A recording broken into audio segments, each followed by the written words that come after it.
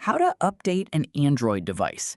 In this quick tutorial, I'll show you how to install the latest Android software update step by step. If this helps you out, make sure to like the video and subscribe for more quick tutorials.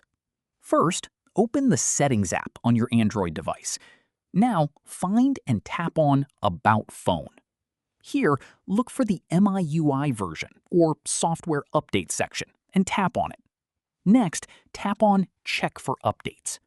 If an update is available, you'll see the option to Download Update. Go ahead and tap on it. Make sure your device is connected to Wi-Fi and has enough battery before starting the update. Once the download is complete, tap Reboot and Update or Install Now. Your device will restart and begin the update process. This may take a few minutes.